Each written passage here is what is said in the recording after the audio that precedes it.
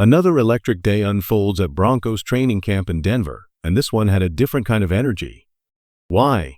Because Courtland Sutton just inked a massive 4-year extension, and the message is clear. Denver is all in on their star wide receiver. From the moment Sutton stepped onto the field, it was obvious he wasn't just here to practice. He was here to dominate every rep, every route, every snap. There was fire in his eyes. He moved like a man with something to prove, like a man determined to earn every cent of that new contract. The energy wasn't just from him. The entire camp felt alive. The competitive spark was everywhere. And while the league's filming restrictions keep us from seeing full 11-on-11 action, the buzz on the ground says plenty. Reporters were quick to share what the cameras couldn't, and it sounds like Bo Nix is starting to turn heads. According to reports, the loudest moment of camp so far came during a target practice drill. Bo Nix zipped a perfect strike to Courtland Sutton. Then Evan Engram nailed his shot. The crowd absolutely erupted. That's the kind of chemistry fans dream about, and today we saw a glimpse of it. We'll dive into more standout performances, position battles, and rising stars as training camp rolls on. But one thing is certain, Denver's not just preparing, they're building something special. No, this wasn't a highlight from a full contact 11-on-11 drill, but make no mistake, the excitement is real. Broncos fans can feel it. This offense is beginning to look dangerous, and for the first time in a long time, hope doesn't feel blind, it feels earned.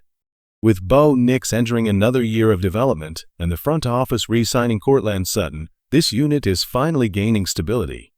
But it doesn't stop there. Pat Bryant, Evan Engram, J.K. Dobbins, and R.J. Harvey, all new weapons added to a team that already had the pieces to compete. Last season, Denver was on the edge, close, but not quite. Now, they're knocking on the door of contention. If this group stays healthy, they can make a run. Maybe it's this year, maybe next, but the arrow is pointing straight up. And speaking of rising stars, R.J. Harvey is starting to turn heads inside that building. Coaches aren't just watching him, they're designing plays specifically for him. That's not a courtesy. That's a signal. In one standout moment from camp, a run designed to go left was blown up before it even started. Most backs would have taken the loss, but not Harvey. He read the chaos, planted his foot, cut back hard to the right, and took off. What could have been a 2-yard loss turned into a 15-yard gain. That's vision. That's patience. That's fire. There may be no footage to show it, but the reports tell the story. Harvey brings a mix of explosiveness and calculated aggression, the kind of balance that separates playmakers from placeholders. This offense isn't just improving, it's evolving, and the rest of the league better start paying attention.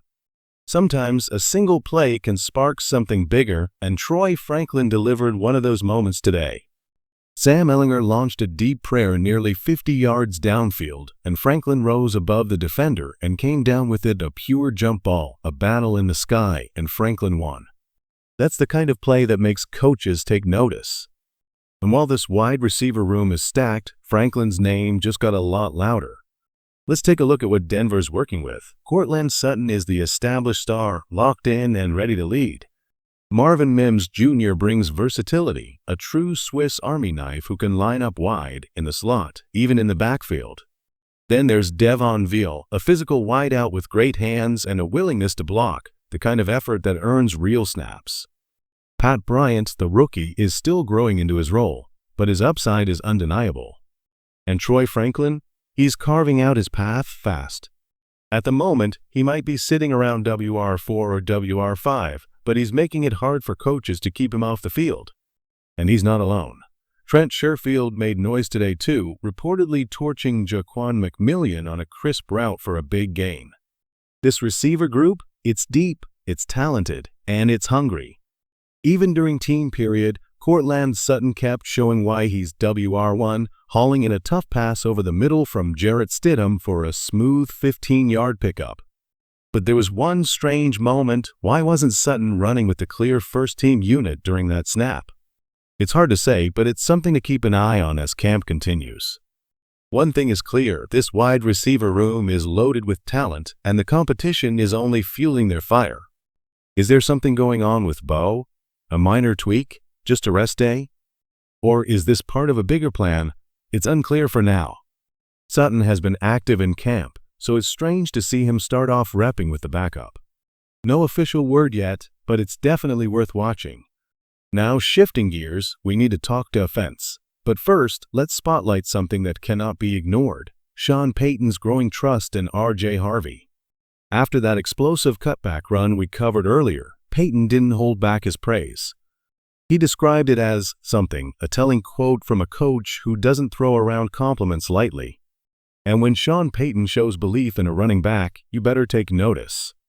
He's coached elite talent before, he didn't waste what he had in Alvin Kamara, and he's not about to fumble the opportunity with Harvey. Whether it's on the stat sheet in the locker room or on the field, R.J. Harvey is earning his role the hard way by proving it daily. Harvey's blend of patience and explosiveness is giving this offense a new layer. It's not just hype anymore, it's turning into trust. And that's something you can't manufacture in camp. Today belonged to the defense. Reports out of camp say it loud and clear: Denver's defense dominated, and the pressure was relentless. Quarterbacks were scrambling, plays were breaking down, and the offense had to fight for every inch.